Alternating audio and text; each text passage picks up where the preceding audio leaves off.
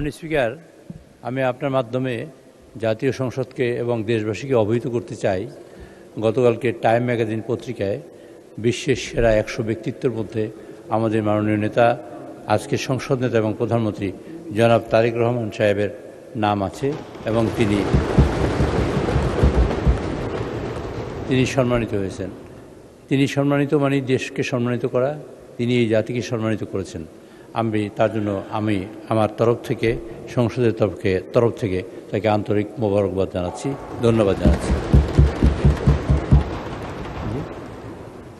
মাননীয় স্পিকার, আমি মাননীয় সংসদ নেতা, তিনি যেসব কাজ করেছেন, একসময় উনি ছিলেন নির্বাসিত, 17 বছর দেশের বাইরে ছিলেন। 17 বছর পরে দেশে এসে আসলেন। আসার পরে মানুষের মধ্যে এরকম আশা জাগিয়েছেন, যে আশায় অনুপ্রাণিত হয়ে সারা দেশের মানুষ আজকে অনুপ্রাণিত হয়ে তাকে বিপুল ভোটে বিজয়ী করে এই সংসদে পাঠিয়েছে।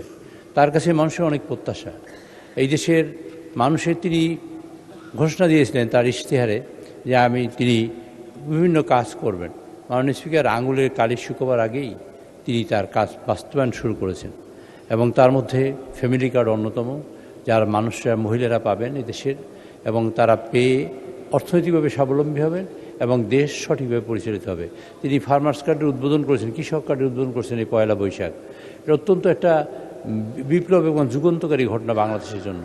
মাননীয় স্পিকার, তিনি আমাদের ইমাম এবং মুয়াজ্জিমদের জন্য তিনি ভাতা দিয়েছেন এবং বিভিন্ন ধর্মের পুরোহিতগণের জন্য তিনি সম্মানের ব্যবস্থা করেছেন।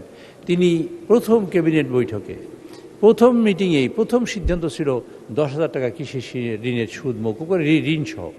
এই জাতীয় কাজ যিনি করেছেন তিনি তারেক রহমান। আজকের বাংলাদেশের মানুষ তাকে স্বীকৃতি দিয়ে সংসদে পাঠিয়েছে, বিশ্ব তাকে স্বীকৃতি দিয়ে আজকে টাইম ম্যাগাজিনে তাকে স্থান করে দিয়েছে। মাননীয় স্পিকার, আমি আমার তরফ থেকে এবং সংসদের তরফকে দেশবাসীকে অবহিত করে সকলের তরফ থেকে আমি তাকে ধন্যবাদ জানাতে চাই।